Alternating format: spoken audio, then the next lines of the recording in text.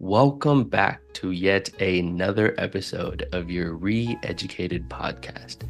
Today we have an extremely special guest, Dr. Kathryn Belle. She is the former Associate Professor of Philosophy in African American Studies as well as Women, Gender, and Sexuality Studies at the Pennsylvania State University. Her primary research and teaching interests lie in African American philosophy, Black feminist philosophy, continental philosophy, especially existentialism, and critical philosophy of race. She is the founding director of Collegium of Black Women Philosophers, the former director of Cultivating Underrepresented Students in Philosophy, and a founding co-editor of the journal Critical Philosophy of Race. She's also the founder and owner of the La Belle Vie Academy. I hope I pronounced that right. Offering individual coaching, small group coaching, workshops, and retreats. How are you doing today? I am well. Thank you so much for the warm welcome and thank you for having me. Of course. I was reading through your bio and I was like, it was long. It's impressive that you've been Yes. able to find the time to do all those things. Before we even get into the meat of our conversation, I'm very curious, like, Mhm.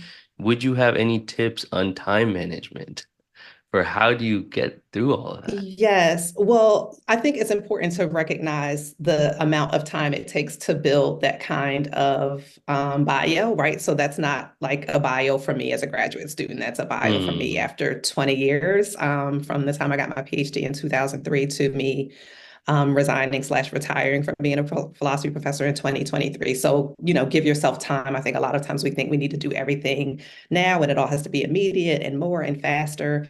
And so take your time is part of the time management. But then I think the other part of it is really paying attention to what I call your sacred yes and your sacred no, right? Like, so having a clear sense of like who you are, what you want to do in the world, what your intentions are, and aligning your sacred yes to things that align with your intentions and giving a sacred no to things that do not align with your intentions, right? So a lot of times there's a lot of noise, there's a lot of competing interests. Everybody wants a piece of you, everybody wants some of your time. People can flatter you into doing a bunch of stuff that you don't need to be doing. And so just because you're competent at something doesn't mean you need to give your time and energy mm, and effort to that thing. So it's like once you kind of figure out and whittle down what you really want to focus on only those things and try to keep the other things at bay, which mm. is often easier said than done, but necessary. When do you feel like that clarity came for you? It came over time and it shifted over time, right? Like, so I knew early on that I wanted to be, well, I mean, I guess this, so I'll go back a little bit to kind of my origin story with philosophy and then I'll lead up to like when Yay, that, I'm what, excited. because there are different moments that this happened for me. So I'm somebody who's always been a high achiever. I decided at the age of 12 that I wanted to finish high school in 3 years at the age of 16. And so I did that. And then I went from high school to Spelman College in Atlanta, Georgia, which is a historically Black women's college, a liberal arts college, small liberal arts college.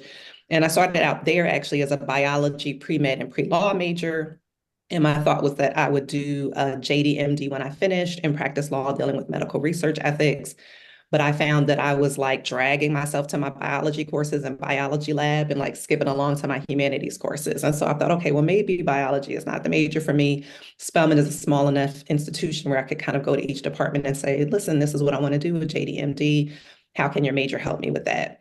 So, of course, the philosophy department had the strongest argument for how it could help me both with medical school and law school, right? So I ended up changing my major probably around my sophomore year, like end of my freshman year, beginning of my sophomore year to philosophy. And then I was still thinking about law school, but I realized, I didn't have a sustainable interest, let alone a passion in the sciences. So I probably needed to drop the biology and the pre-med altogether.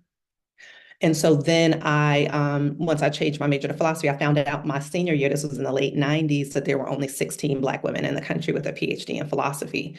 So I felt a moral and personal obligation to increase our representation in the discipline, right? But already in college, it was like I was able to pause and pivot. So I was able to pause and realize, like, okay, biology is not something that I'm excited about. And just because I said I was going to major in biology and do pre-med and pre-law doesn't mean I have to do it just because I said it. So once I realized it was something that, again, wasn't passion for me or wasn't a sustainable interest for me, I was okay with pausing and pivoting and moving to philosophy. And then once I wrapped my mind around what was possible for me in terms of philosophy, becoming a professor and things like that, I was able to shift from the law school altogether, or I consider international studies at one point, and really focus my intention and attention on doing the PhD in philosophy, right? And so again, that's part of the figuring out what you want to do and adjusting and aligning your actions accordingly, right? And not falling into that sunken cost bias of like, I told this many people, or I've spent this many, I've taken these many Mm, classes in this course, in this major and this minor. So now I have to stick it out to the end. It's like, no, when you realize something is not a good fit, you kind of have to fail faster, right? Like figure out what's not working for you and decide, are you going to course correct and recommit to it? Or are you going to cut your losses and move on to the next thing? So I think I was able to figure that out without even having the language for it necessarily at that time, as early as college. And then once I went to graduate school, I got married between my first and second semesters of graduate school. I had two kids wow, while I was in graduate school. that's But I still impressive. finished in 4 years, right? I tell people I don't recommend it, but I did it. I did it. So I can remember like defending my comprehensive exams when I was pregnant with my oldest son, who's now Wow. 23, and defending my dissertation proposal when I was pregnant with my oldest daughter, who's now 21, right? So there's something about like I knew I wanted to finish high school in 3 years. I knew after college I wanted to go straight into a PhD program in graduate school. I knew even though I had 5 years of funding, I wanted to finish that program in 4 years, and I did that, right? And so I say that to say like those are examples of like that's something that came very early, but it's something that I've had to practice over and over again because once you become a professor, for example, you have these competing demands for the main three areas tend to be research, teaching, and service. You could also add to that applications for like grants and fellowships, depending on what kind of discipline you're in. And everybody kind of wants a piece of you. And so it's like you have to figure out, like, if you're at a teaching institution, they're going to weigh your teaching evaluations and things like that a little bit more Mm, highly, but you're still expected to publish, right? So even if you're at a teaching university or teaching college, you still have to publish at a certain level. If you're at a research institution, you're expected to publish at a much higher level. Your teaching evaluations, I always say they won't they if they want to use them against you, they can, but you can be the teacher of the year, the most outstanding teacher. If you don't have the publication record at a research institution, your teaching will not save you in terms of like tenure and promotion, right? So I say all of that to say, like, when you're in certain systems, it's important to figure out how are you being assessed and evaluated in those systems and how you can kind of align your strategies with those assessment mechanisms, right? It's a different kind of existential and ethical question about whether or not those assessment mechanisms align with your own, values and things like that. But once you've decided to be in a particular system and you want to be promoted in a particular system, it's important to know how those assessments work and how to align mm. your activity with those assessments. Well said. Yeah, I think like the type of clarity and intentionality it takes to think about what it is that you want to do with your life from such a young age is difficult. Mm-hmm. Do you think that they were kind of, were there like, role models? Were there, because what you said I think is absolutely fascinating that at that point, I don't Mm-hmm. know what the number is now, but at that point in the early 2000s, there's only 16 Black women philosophers. I mean, Mm-hmm. that's insane. Has that Yes, number that's a changed very drastically from then? then well it's about 50 now, right? But that's over a No 20-year way. period, right? So from 50? like 1999 to 2024, there's about 50, maybe That's 55, really but last time I low. counted, it's still very low. It's still very low. And so I would differentiate between like Black women philosophers in terms of Black women who have a PhD in philosophy versus like, because I consider philosophy a much broader Yeah, I was term gonna than ask you just that. the PhD in philosophy. So there are plenty of Black women philosophers, right? Like the title of my most recent book that's coming out with Oxford is Beauvoir and Belle, A Black Feminist Critique of the Second Sex. And that title is taken in part from an essay by Bell Hooks called Beauvoir and Belle, Bell, where she compares herself to Simone de Beauvoir as a true philosopher, right? And so I love just the audacity of Bell Hooks to, say like, yes, I'm a true philosopher alongside a thinker like Simone de Beauvoir, even though Bell Hooks' degree is not in philosophy, but she certainly is a philosopher. So, Mm, the number of Black women philosophers is actually much higher, but the number of Black women with a PhD in philosophy is around 50 at this point. mm. So when you kind of came across that information, was it overwhelming for you to still be like, this is what I want to do? Or do you feel like that was more of like a fuel to the fire? It was motivation for me, but I also often say I don't think I would have majored in philosophy or gone to graduate school in philosophy if I had gone to a predominantly white institution, right? So part of what inspired me to see myself as a philosopher and be engaged with philosophy in a particular kind of way is that I was majoring in philosophy again at a historically Black women's college that was also a small liberal arts college, right? So at Spelman, whether we were taking history of philosophy courses with like Plato and Aristotle or Kant or whomever, or social and political philosophy courses or feminist philosophy courses, things like race, class, and gender were always a part of the Mm, curriculum, right? And so it was folded into philosophy. And of course, it's in philosophy anyway, regardless of the mental gymnastics that some people do to try to avoid it or pretend that it's not there.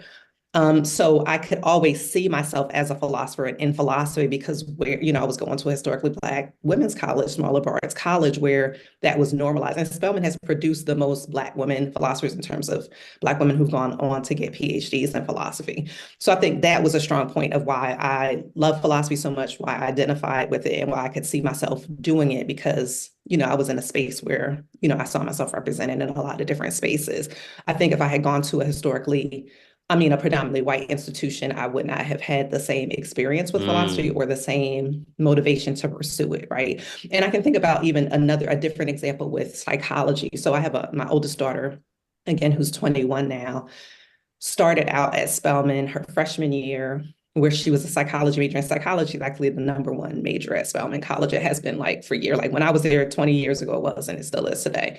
So she started out as a psychology major at Spelman. When the pandemic happened, she decided to transfer from Spelman to Penn State so that she could get the tuition discount from me at Penn State. So she transferred. And as soon as she took like one summer psychology class at Penn State, she was just like, no, I can't do this here. Cause no like, way. there was a Wow. centering That of big of white a difference. maleness, that big of like one Wow. class, literally like a year psychology major at Spelman. And she's like, this is what I want to do. One That's course at Penn State. fascinating. And she's like, nah, this is not it. No Right. way. Yeah, So I think that's wow. just an example of like, it's not just the material, but it's also like the curriculum and how it's taught and who's taught and who isn't taught and, what kind of questions get asked, what kind of questions get Yes. validated, what kind of questions get ignored. So where you study something is as important as like what the discipline itself is. And then also Wow. again, who's on the syllabus. Very well said. Yeah, I mean, I was, in our book club, we just finished reading Teaching to Transgress by Bell Hooks, and she talks about this all Yes. the time of like the questions that are brought up in the classroom, if they're not relevant to you, you'll just kind of stop listening. And that's especially true in philosophy, where it's, so centered on the questions. If you're talking about these metaphysical questions that, in your lived experiences aren't something that you're dealing with on a day-to-day basis or things that you're thinking Mhm. about, it can just seem so distant. Like, am I in a simulation? Like, why do I even want to think about that? I don't, because Mhm. that's those are some questions that people have spent considerable time thinking about, but it may just not Mhm. be kind of practical for you. And so one thing I'm really fascinated by is because your work in philosophy also is so broad. What are some of the Mhm. big questions that you say your work tries to tackle? So for me, I'm intellectually curious. And so I've been, Steve Biko has a book called I Write What I Like. I've been really fortunate to focus on writing what I like. So I'm not someone who ever wrote toward what I thought the market wanted or what I thought Mm, mainstream philosophy wanted. It's like I felt like if I often say my gifts make room for me, right? So if I'm sufficiently interested in it, then I assume that other people are also going to be sufficiently interested in it. And I think this is a very like Black feminist orientation toward research and writing, right? And so you have people like Toni Morrison, who talks about part of her motivation for writing a book is like, if there's something that she wants to read that hasn't been written yet, then she realizes that she has to be the one to write it, right? And so a lot of my research interests have really just stemmed from whatever my intellectual curiosities are in pursuing and following those. And at times they seem very disparate, but for me, they're all interconnected and mm, interwoven in some interesting ways. So again, as early as my time at Spelman College, I was definitely interested in like Black feminism. I was interested in, even if I didn't, well, Black feminism definitely was named as such at that time. I don't think we had the language necessarily of critical philosophy of race at that point, even though we did have critical race theory, which comes out of legal theory. Um, but I knew I was interested in like again what came to be called intersectionality when Kimberly Crenshaw coins that term in 1989. But as early as like 1981, you had Angela Davis's Women, Race, and Class, for example. And then I've traced like this kind of intersectional, interconnected identities and oppressions all the way back to people like Mariah Stewart in 1831 with some of her speeches. But again, I was exposed to all of that as an undergraduate student at Spelman. So I took, for example, a feminist theory course with Beverly Guy Sheftall, who edited the book Words of Fire, which is an anthology of Black feminist thought that goes from a rise starting in like 1831 up to, I want to say maybe Alice Walker in the 80s. And so I just had such a breadth of exposure to different kinds of women's theory, feminist theory, which again, I was always able to read as philosophical, even if it wasn't being taught in the philosophy classes. Mm. So I say that to say, my interests have been varied, but a lot of times like race, class, gender, sexuality, questions of existentialism, ethics, social and political theory, have always been questions for me. And then I've always been attracted to kind of theorists and theories that engage those kinds of questions, especially when they're thought alongside each other and as interconnected and not as separate from one another. Mm. So, I mean, I would love to talk a little bit about existentialism with you. It's one of my favorite aspects of reading about philosophy, learning about philosophy. One thing I'm really Mm-hmm. curious about, and I want to be careful about how I'm trying, because as I'm wording these questions, I'm also thinking about it. So I'll just openly share. I'm really Mm-hmm. excited to hear what you kind of think as well. But Mm-hmm. one of the things that I'm thinking about is when we typically read about existential philosophers like Sartre or Heidegger, what would you say?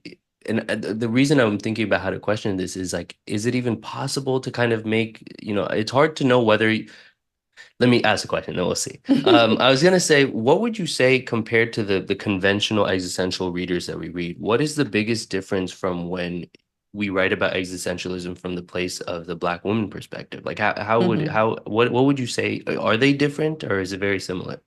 So I think existentialism, I mean, at its most basic level, is just like a philosophy of existence, right? And reflecting on existence and what that means for us. I think your average kind of Western philosophical reader is going to be predominantly white, if not exclusively white and exclusively male, right? And so I actually published a article about this, or maybe it's like a book chapter looking at critical philosophy of race and existentialism. So, and where I actually outline a number of different readers that, again, have only white or only male authors in them, or if they do have a woman author, it would be like Simone de Beauvoir would be like the only woman in there, but rarely anybody Black in those readers.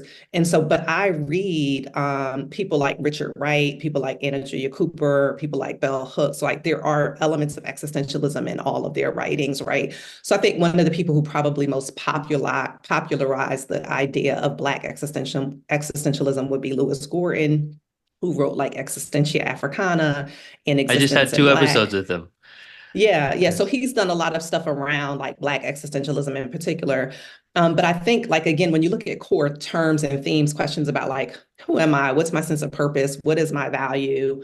How do I want to be in the world? Who am I in relationship to other people? Like, these are all core questions that everybody asks, right? I think we just assume like that. We don't assume the Western philosophical tradition is constructed in such a way that builds this kind of mythological history of philosophy as if only white men have ever asked or answered these questions, right? And so again, if you're stuck in a particular kind of curriculum of philosophy, then you're only going to get that version of existentialism.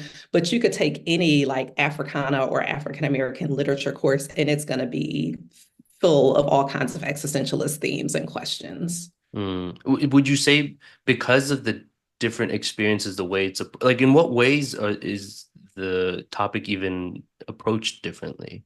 Well, I think it takes, so I often describe, again, the Western philosophical tradition as one that speaks in universals when it means particulars, right? And so, philosophy, like predominantly white philosophy, will often make these sweeping broad claims when they really mean like specific people in a specific context, right? Mm, Whether you're going from the Greek, like, the whole Heideggerian philosophy starting with the Greeks and then somehow jumping over to the Germans and this lineage kind of being this very Eurocentric lineage that completely disregards, for example, mm, philosophy in Egypt or philosophy in China, both of which predated any kind of Greek philosophy, right? And then there's been work around the idea of much of the Greek philosophical tradition actually being stolen from the Egyptian philosophical tradition, right? And so there are these mythological histories of philosophy and who did philosophy and what kind of questions were asked. But I think you can also look at, again, when you're talking about a predominantly white, predominantly male centered discipline that speaks in universals when it means particulars.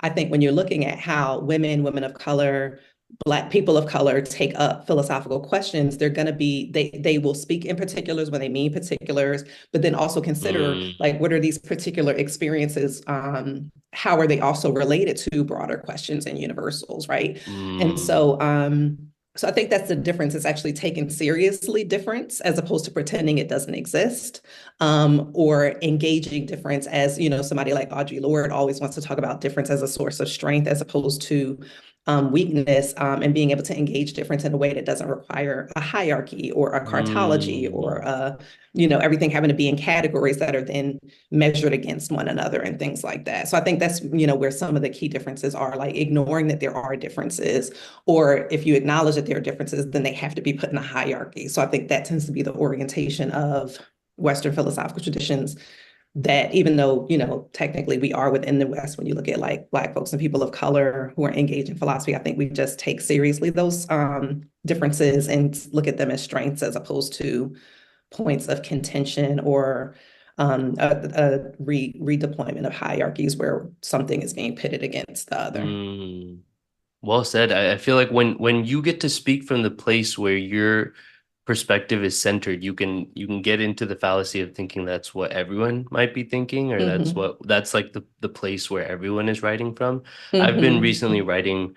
I've recently I'm trying to also write a lot more, and I've been writing, but one thing that I keep getting stuck at is at the end of the day, my perspective is so limited as I grew up in the middle class. I grew up, it's like it's so my experiences and my findings and suggestions for education or whatever is so context specific to like a certain class and a group of people that to generalize it to far more would have to be to understand the perspectives of a much larger range of people.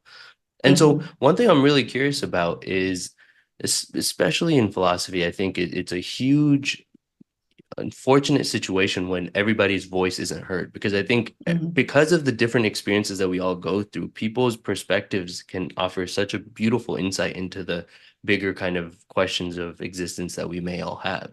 So my question is, what are some of the things that you believe we can do to kind of rectify and bring more voices into the philosophical realm? So I think it depends on what you mean by philosophical realm, right? Because I think there's actually a lot of interesting, fascinating, amazing philosophy being done, just not necessarily in philosophy departments, Mm, right? So I think there are a lot of important philosophical voices out there. Again, somebody like Bell Hooks, but we can include any number of other people as philosophical voices, and their work does get read and engaged. And I think Bell Hooks is a very good example of that. Like I think she was very prolific in terms of how much she wrote, and she's very accessible, right? So it's not only academics that are reading the books of Bell Hooks, especially something like All About Love, or you mentioned Teaching to Transgress. Like these are books that feel very accessible to broad and wide audiences, not just academics, but these are also very philosophical texts, right? So so a voice like Bell Hooks's voice is very much being engaged and heard, probably more so than a Heidegger or more so than a Hegel mm, or Husserl, right? Or somebody like that, right? In today's population, right? So I think in that regard, those voices, those philosophical voices that are not limited to a very narrow version of philosophy are actually being very well heard and understood. I think within the kind of professional philosophy space, in terms of like philosophy departments at universities, I think they're dying and falling apart precisely because they are so myopic and refuse to actually engage certain kind of voices, right? mm, So I think the aspect of professional philosophy that's actually thriving more now are people who are engaged in feminist philosophy, Latina feminism, women of color feminism, Black feminism, people who are engaged in questions around critical philosophy of race. Like that's where the more interesting work is being done. Or even if you take something like epistemology, right? Like I'm much more interested in Christy Dotson's work on epistemology and epistemic silencing and epistemic smothering than I am in considering whether or not I'm a brain in a vat or if a paper mache barn is a real barn or not, right?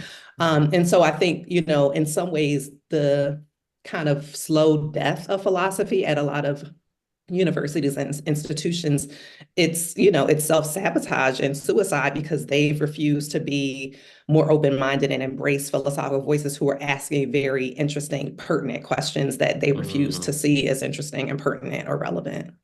Mm.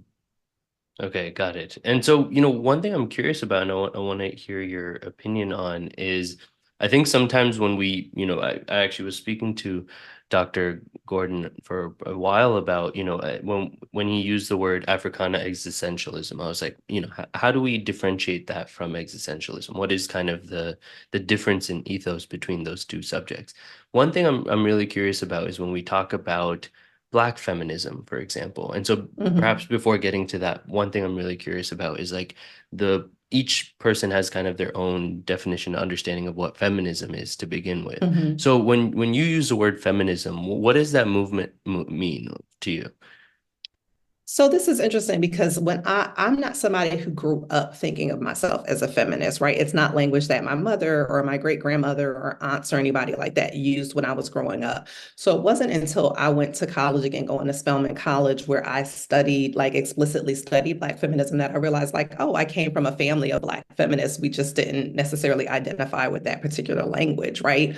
So for me, it oftentimes, and I think with Black feminism in particular, one of the kind of qualities or characteristics of it that I find very appealing is that it always thinks in, again, and I've traced this historically, like even the first chapter of the Beauvoir book looks at this, like we tend to think in intersectional terms, right? Even before the term intersectionality is coined, right? And so you can go back to somebody like Anna Julia Cooper, who writes A Voice from the South by a Black Woman in the South in 1892. Well, it's several speeches and essays that get published in 1892.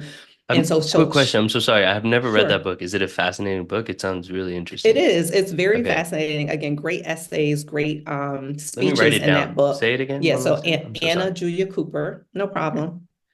Anna Julia Cooper, Julia Cooper, um, A Voice from the South. A Voice from the South. Okay, And so perfect. that was Cool. published in 1892. And Shirley Moody Turner just recently published, like maybe 2 years ago, an edited collection of some of her writings that are not in A Voice from the South. It's called The Portable Anna Julia Cooper, Okay, perfect. and that's published with Penguin Classics. Okay, cool. Okay. Continue. Sorry, I just had to No, get no, that no name down. problem. Thank you. So, but I said so. So again, I went back to Maria Stewart earlier, going back to 1831, where she's talking about being a woman, being Black, being a worker, right? And Anna Julia Cooper talks about how Black women are confronted by both a race question and a woman problem, but it's Mm, an unknown or unacknowledged kind of source for addressing either one of these, right? So these are questions that Black women have been asking literally at least since the 1800s. And so sometimes I think when we think of feminism, it tends to get whitewashed and we assume like Black women somehow jumped late on the bandwagon with white women. And so one of the things that I often try to show is like Black women have been asking questions about gender, about sex, about sexual orientation, about race, about class, and thinking about those things alongside each other for a really long time. I think one of the challenges of white feminism is that it tends to focus only on the gender part of it without actually taking into account the class aspects of it, the race aspects of it, the nationality aspects of it, the language aspects of it, right? And so when your identity exists at certain kinds of intersections, then your ability to kind of see and pay attention to oppressions at those intersections are going to be very different. But I mean, some of the critiques that exist today against white feminism have been critiques for literally over a century. But, it seems impenetrable in terms of people on the listening end of what those critiques are and making adjustments. So for me, Black feminism, again, is going to tend to take into account multiple aspects of our identities, multiple aspects of our oppressions, and kind of battle those things on multiple fronts. So they're never going to say like we mm, should only focus on race or we should only focus on gender or we should only focus on class. They're going to say like we need to address these simultaneously. So for example, even where we get the term identity politics, which has since been depoliticized and kind of taken out of context, is from the Combahee River Collective statement, right? And so they're talking about identity politics in terms of like we have to kind of operate from our own sense of identity to look at the oppressions that exist in the world. But they weren't saying like we're only going to deal with our oppression. So the Black women in the Combahee River Collective, so we have Barbara Smith, Beverly Smith, Demita Frazier, for example, who co-authored that. And so they're like, okay, they identified as queer Black women, but they were still arguing for like reproductive rights. And they're like, okay, we're not planning on getting pregnant, but we think reproductive rights are still important, right? Or fighting for workers' rights and things like that. So I think one of the main, again, staples of Black feminism and other women of color feminisms is that they're going to be attentive to multiple forms of identity as well as multiple forms of oppression and address them simultaneously, not thinking you can deal with one and that will magically make the others don't go away. Are these the main arguments that you present in your critique of the second sex? They are. So I'm looking at, and in the second sex, I'm looking at, so the first chapter looks at, again, these legacies of Black women, of Black women feminisms and how we've like addressed these questions over years. One of the examples I also give is Claudia Jones, who wrote an essay in 1949, which is the same year that the second sex was published. Claudia Jones' essay is an into the problem, an into the neglect of the problems of the Negro woman, right? And she has like a 19-page pamphlet where she's dealing with, and she names what's called at that time the triple oppression thesis, right? So she's like, you know, as a woman, as a Black person, as a worker, right? As a woman, as a Black person, as a worker. So she constantly names these three things and how, you know, those identities and oppressions show up and offers critiques of them, but is also reaching out to like the Communist Party for this is the agenda that you guys need to be focused on and paying attention to. But she is able to do much more kind of intersectional work in 19 pages than Beauvoir is able to do in 2 volumes that's almost 1,000 pages, right? So I'm like juxtaposing like these books, this essay and these volumes came out the same year. So it's not like this is something that was not on the radar or anything like that. Like they both came out in the same year, but you have very different approaches to the issues, right? So I have a chapter that kind of looks at that history going back actually to Phyllis Wheatley, not even just Mariah Stewart, and then coming up again to like the 80s and the 90s. But I also look at like both positive receptions of and critiques of the second sex. So again, the first chapter deals with that broader overview. The second chapter starts with Claudia Jones, who actually is one of the first people to kind of reintroduce the second sex to a broader US audience, right? And so she blocks a negative critique of the second sex from being published in one of the communist journals, and then makes sure that a positive review of it gets published, and also does like a serial like amended publication of the second sex. So that's Claudia Jones. Then we have Lorraine Hansberry, who actually wrote a review of the second sex in like 1957, although it wasn't published in 1957, but it is published in the Words of Fire anthology that I mentioned earlier that's edited by Beverly Guy Sheftall, and that book came out in 1995. So we've had like over 20 years to engage Lorraine Hansberry's review of the second sex, but she's still very under-engaged in the secondary literature on Simone de Beauvoir, for example. And then we have Audre Lorde, and one of her famous essays is "The Master's Tools Will Never Dismantle the Master's House." Well, the place where she first delivered that speech was at a Simone de Beauvoir conference. It was in 1979. It was a conference commemorating the anniversary of the publication of The Second Sex. And so I put that kind of into some historical context. So I'm looking at, again, both positive and more critical engagements by Black women and other women of color. So those are like the first 4 chapters. The middle 3 chapters, I do more kind of critical engagement directly with the second sex. So I look at how Beauvoir uses the race-gender analogy in the second sex, how she uses the woman as slave metaphor in the second sex, and how she takes up questions of abolition and suffrage in the US context in the second sex. And then the last chapter looks at more kind of internationalist and women of color engagements with the second sex. So I look at like Ali Al-Saji's critiques of the second sex in terms of how Muslim women are represented in the text. Q Lee's engagement with how like Asian women are represented in the text. And then there's a woman named Stephanie Rivera Barut who looks at how Latina, like the absence of Latinas in the second sex and how what that means for her ability to engage with it. And then I also look at like Oyewunmi's The Invention of Women.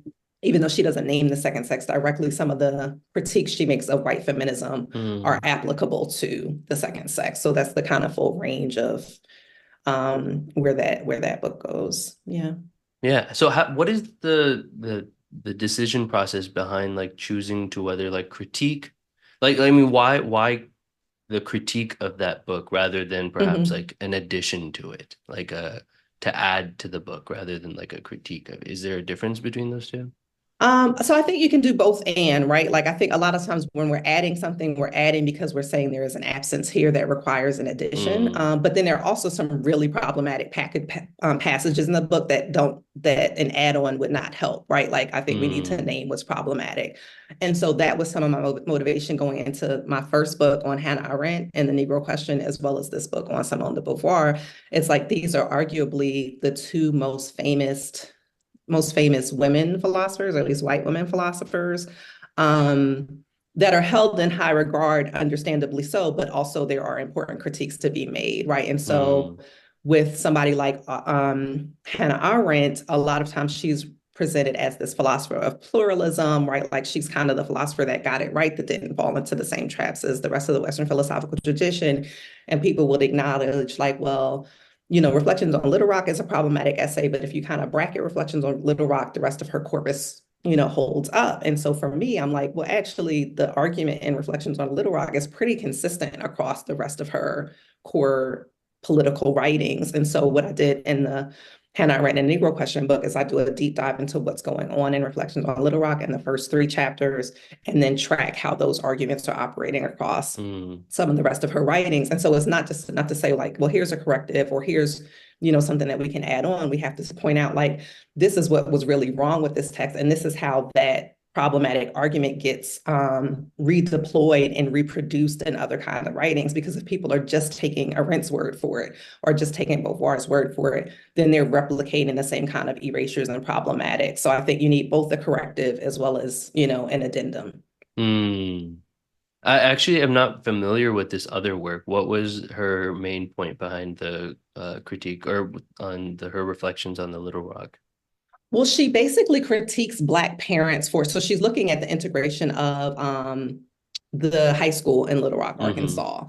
And she's critical of Black parents for allowing their kids to kind of suffer by having to go through, these white racist crowds and things like that. But there's also an operating assumption that for Black parents, the goal of integrating public schools was social climbing, right? Like that they wanted to be closer to white people or, assimilate to whiteness in a certain kind of way. And so because my mother is an attorney, she went to law school when I was like between 5 and 7.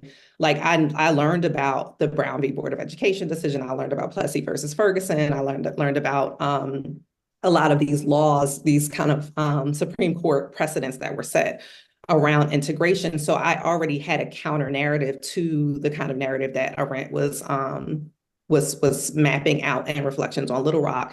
And so for me, it was important to again correct the narrative that was being offered that integration in public schools was just about, Black folks trying to assimilate and be close to white people, because that's not what it was about. Mm, interesting.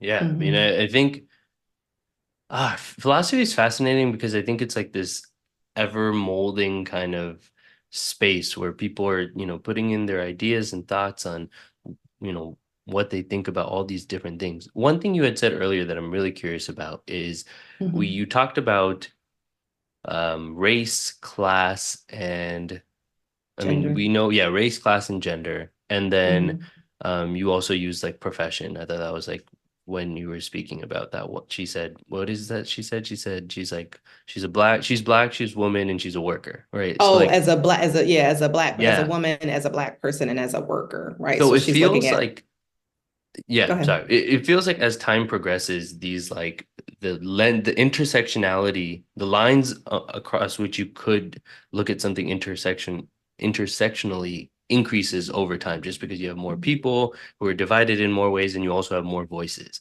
And so, if you were to predict or theorize about what would be the next kind of word to be added to that, where we're missing this, this view on this, or we're missing this perspective, what do you think that would be?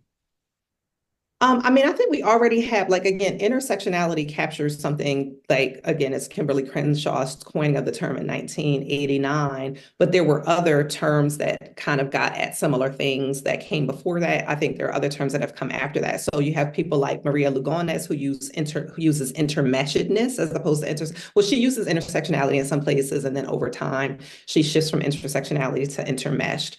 Or you have like multiplicity that gets used, right? Or double damnation is like Du Bois's term, even though Cooper kind of uses that as well.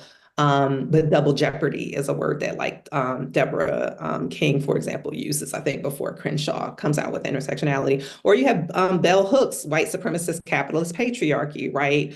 Or you have Patricia Hill Collins, like what she uses interlocking oppressions, right? So I think there's always been language that has come out of like Black feminism, women of color feminisms to name like how these things intersect. I think we will continue to have, more terms as time goes on.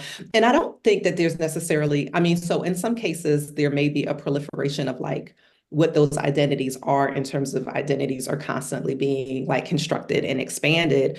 But I think, there have always been a lot more than just race, class, and gender, even though those tend to be the big three that get named. Yeah. Yeah. I mean, I think, one thing I'm thinking about, and I want to, pivot over to your teaching practices and your pedagogy a little bit, Mm-hmm. because I think one of the worst things that you can ever do in a classroom is when you're leaving out a significant, even people within that class, like their voices. So Mm-hmm. if a certain group of people feel like, what they think or their experience of the thing that you're talking about is completely missed out, I think there's a real lack of learning that ends up happening. And so what Mm-hmm. is something that you've seen to work and have done in your classroom to try to enhance the voices of those who may feel marginalized or who may feel like what they feel is not being seen? Mm-hmm. So I think the thing is like you can't you're not going to be able to get everything in, right? And there is there are time constraints, right, when you're teaching, right? So you have, whether it's like if you're in a quarter system, you may have like 8 or 10 weeks. If you're in a semester system, you may have like 12 or 16 weeks. So everything cannot make it into those 12 or 16 weeks. So I think the goal isn't like how do I include everything across all space and time, because that's not possible. But am I open to conversations around students actually bringing in their lived experience and their own expertise from the standpoint of their lived experience to whatever material we're teaching, right? And so I tend to have more of a living syllabus, like my syllabi are not super rigid. And so it's more so in my graduate courses than my undergraduate courses. I tend to let them co-create the syllabus with me, where I'm like, okay, here's the general kind of direction that we're going in.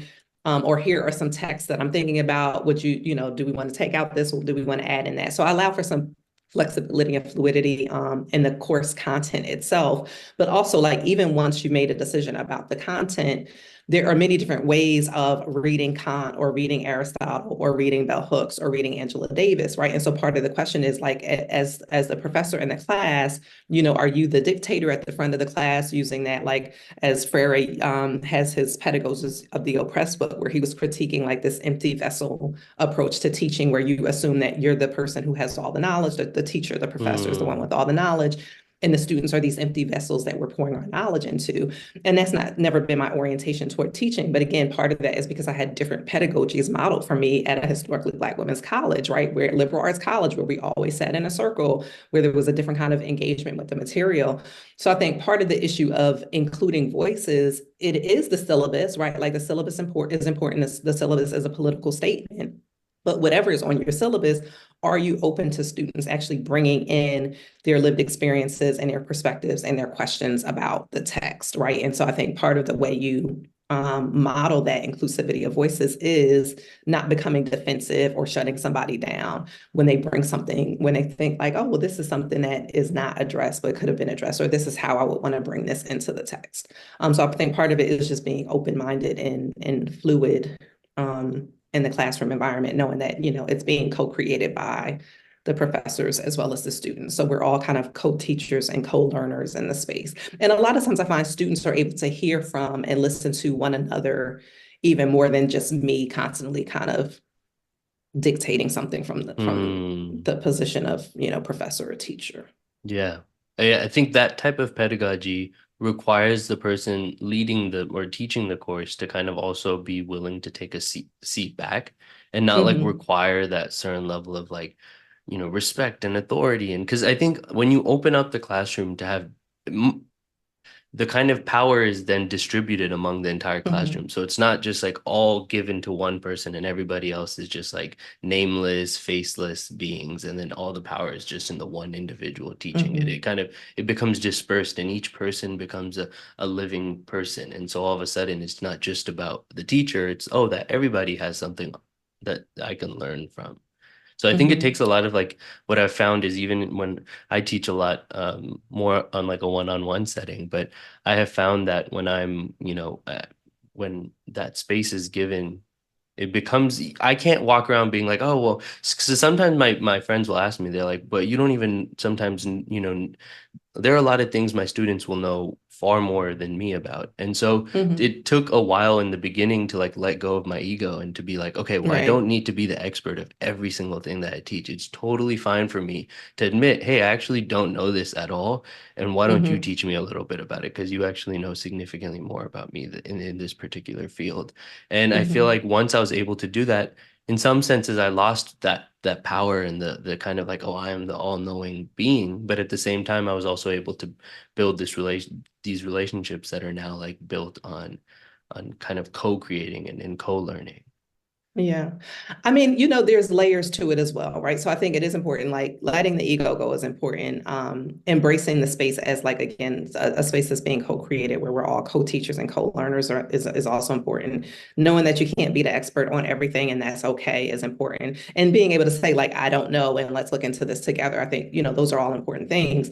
But again, there are layers to this across like race, class, and gender, right? So like a white male professor can walk in and rip jeans and flip-flops and a t-shirt and still be accorded a certain level of authority. And a Black Mm, woman in the classroom with a suit on and all of this other kind of stuff, there's actually a book called Presumed Incompetence, right? That looks at how, particularly in predominantly white institutions, there's a presumed incompetence that of women and women of color and people of color, right? And so that's a different kind of dynamic that you're negotiating if you're presumed, even though you do mm, actually have the graduate degree and you do have a certain level of expertise, and you have white students who are presuming that they know more than you, even though you actually have the training, right? So that's a different kind of thing to negotiate within the classroom space. But I think there's room for both and, right? So some of the ways that I tended to approach my classes is at the beginning of the semester kind of mapping out, okay, like what are the ground rules, right? Like how do we want to interact with each other? What does respect look like for us in the space? So again, allowing and encouraging them to kind of create what the baseline rules of engagement or interaction are going to be, so that when somebody breaches that, we can kind of go back to these were co-created kind of guidelines for the class, and are we all aligning with that or not? So I think there's a balance between like you mm. don't have to be the expert at everything, but some people are always presumed to have more expertise, typically white men, and some people are always presumed to be incompetent, especially Black women and other women of color. And Mm. so, they're having to negotiate different kinds of things in the classroom, or we are I, f- having to. I feel like what you did right there is what a big part of this conversation has been about, which is that Mhm. like because your experience in the classroom, because of your, gender, sexuality, whatever, all of your race is different than Mhm. mine, then like our experiences and understanding of this is also so different. I feel like I didn't have Mhm. that perspective before because I feel like as a man, I'm always afforded some level of like, okay, maybe he knows what he's talking about, as opposed to Mhm. like not having to have it felt the other side of that, which is like Yeah. someone assuming And that I don't know what I'm And it talking comes up in interesting ways, like a student always addressing a male as doctor, even if it's a grad student who doesn't have his PhD yet, right? Or always addressing Mm, a woman as miss, even though if she's been tenured for years with a PhD, right? And so there's just an assumption mm, of like maleness equals expert and doctor, femaleness equals incompetent and not either graduate student or not yet doctorate or whatever the case may be. And that's not just even a generational classroom thing. That happens in like department meetings. That happens at conferences, right? Like this doctor versus miss kind of thing, or who gets addressed by their first name and who gets addressed with like a proper title. Can be mm. very gendered and race and classed as well, because there's a lot of class dynamics that goes into classroom environments and conference environments as well. Yeah, I've been actually navigating that on the podcast as well because I've been trying. Yeah, it's kind of hard because it's like I want to get to a place where my original ethos, when I write the titles of the names and stuff, Mhm. I don't ever put doctor. I just put the name of the person, and I try to do that consistently for everyone. But sometimes Mhm. in the summary, when I'm writing it, sometimes without even thinking, I'll write doctor. Sometimes I'll just write their name. Even when Mhm. I'm like presenting somebody, do I say doctor? Do I not? Because Mhm. one aspect yes, I think it's so interesting because I think one aspect of it is that I've always hated, calling somebody professor this, doctor this, just Mhm. because I've always felt from the student perspective, I feel very like less than, in the sense of Hmm. like when I give you these titles of power, I feel like we're no longer, you're not going to treat me as an equal anymore. And I've always had a huge Hmm. problem with that from growing up, where I always felt like teachers, there's always this like hierarchy that I never really liked. So as a student, I never really liked calling someone a professor or a doctor. But then I feel like now that I'm understanding the perspective of the professor more, of like, how much effort that they sometimes had to put in to be able to get that, or sometimes like what you just said, where sometimes that's they need those labels to be able to like get afforded the respect that they otherwise just don't get because of their gender or because of, their race. And so it's like it's so much more complex. But I feel like on the podcast, at least, I can't have like I can't do it sometimes and not other times. So it's like hard to kind of like pick what standard I want to set. So it's Hmm. like, yeah, do you sometimes find yourself with that difficulty of like, do you want all your students to call you professor? Or are you okay with them calling you by your first name? How do you go about that? So undergraduate students, I usually require to call me doctor and professor again, because I know that presumed incompetence, and I've always taught at predominantly white institutions, right? And so because I recognize there's a presumed incompetence about the Black woman who's teaching the class, I required them to call me doctor. Graduate students who are basically being professionalized toward peers, I tended to go with first name with. And I also found, like, for me, like most historically Black colleges and universities are much more formal and are going to use proper titles, right? And of course, there's a history to that within the Black community because we were not, given kind of respect in social spaces, right? So it's a way that we kind of respect and build up one another by acknowledging people by their proper titles in space in these closed spaces, because we knew, like, in white spaces, that we were not going to be accorded certain levels of respect. And so there's a way of kind of positively reinforcing that respect Mm, in HBCUs, I think, has a particular, and churches also have, Black churches also have that kind of history. Um, and so, but going from, like, again, a historically Black women's college to a predominantly white institution of a graduate school, everybody was on a first name basis in grad school. So again, I knew professors who let but they were all white men though, right? Who let undergraduate and graduate students call them by their first name. But again, I think when people assume that you have a certain level of authority and mm, power in the classroom, then the title doesn't matter as much, because again, you're presumed to be competent, right? And so sometimes people use the title to help mitigate, again, that presumed incompetence. yeah. I guess as we wrap this conversation up, one of my last questions for you would be, Mhm. what has philosophy meant to you throughout your Mhm. life? What has it kind of afforded you, for anybody who may be thinking about studying philosophy, but maybe be scared because, they may have heard that there's not a lot of, job prospects studying it, or whatever Mhm. their fears may be. What is some Yeah. of what has philosophy meant to you in your life? Philosophy, I often identify philosophy as one of my top three quality of life choices. So, like, studying philosophy as an undergraduate and graduate student, and being a philosophy professor was definitely a very high quality of life decision for me. Um, Getting happily unmarried and delightfully divorced is the second quality of life decision for me. Extracting myself from the institution of marriage and then leaving the academy, right? Like, extracting myself from the institution of bondage of the academy was like the third quality of life decision. But one of the reasons that I love philosophy is that, philosophy really is about critical thinking. It's about asking the right kinds of questions. There's such a wealth of literature that's available, again, especially if you expand beyond the very narrow, myopic kind of Western philosophical tradition. So there's just so much access to so much knowledge and wisdom and understanding and critical thinking through philosophy, through philosophical text, as well as philosophical inquiry.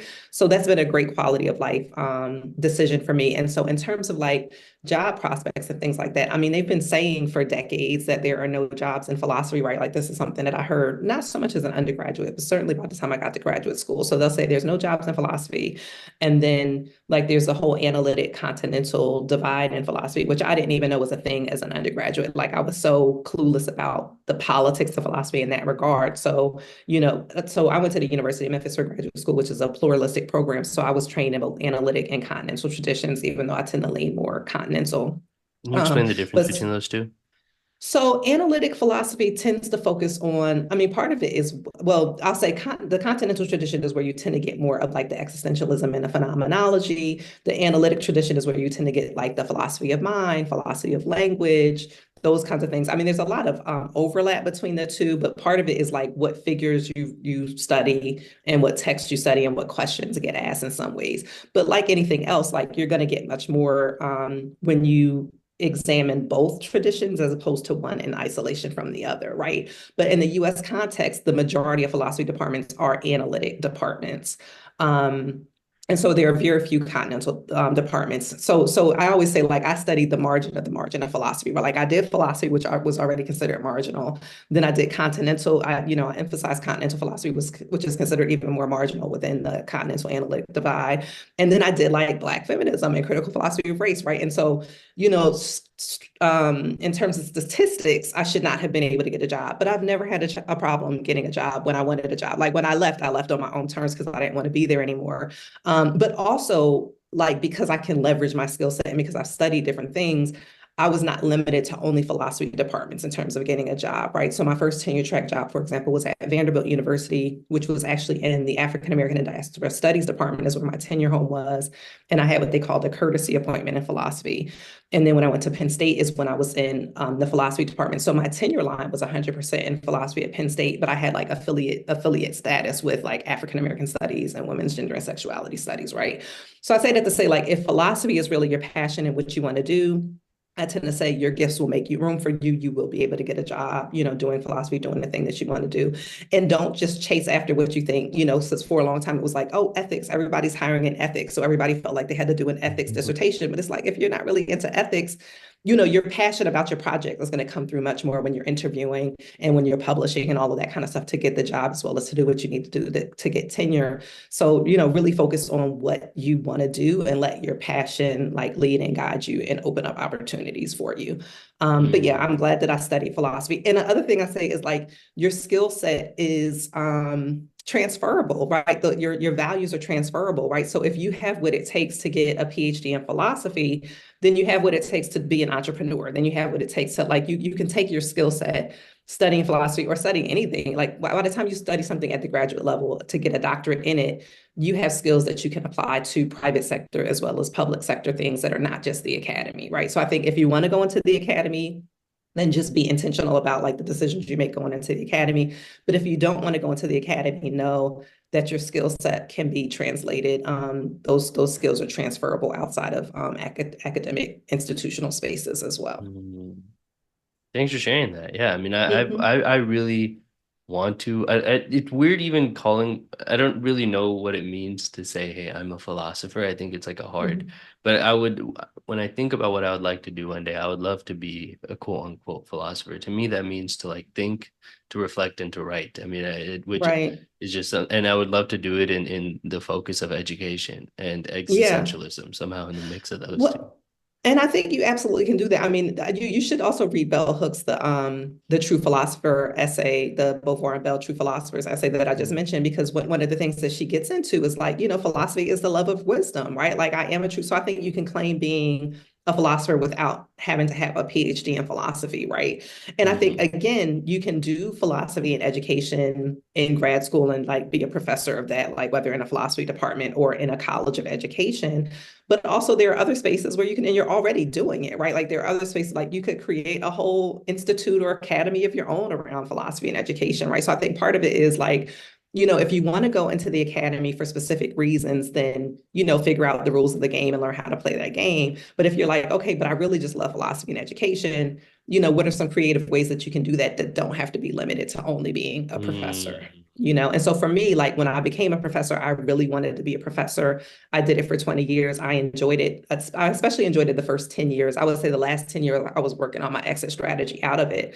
But I was able to walk away because I know my only skill set isn't being a professor at a university. You know Mm. what I mean? And and that's why I created like La Belle Vie Academy, where I focus on like high achievers and happily unmarried and erotic empowerment and even exit strategies to help other people who want to exit the academy or other professions. But all of that was built based on my philosophical expertise, right? Like I learned how to leverage my philosophical expertise in ways that weren't limited to classroom environments. Mm. Yeah, I mean, a lot of people, I would consider it a superpower, the ability to read, write, and think. Um, Absolutely. yeah. But, And I it's want to, needed. yeah, I want to thank you so much for coming and sharing all your insights. And this was a lovely conversation. Thank you for having me. It's been nice talking to you too. And that brings us to the end of our conversation. I hope you enjoyed it as much as I did. Thank you again for listening and making this process so much more enjoyable. If you haven't had the chance to already, make sure to subscribe to the podcast on Spotify, Google, and Apple Podcasts to get the latest updates on new episodes. If you've been learning useful information here, feel free to leave a review as well. A little bit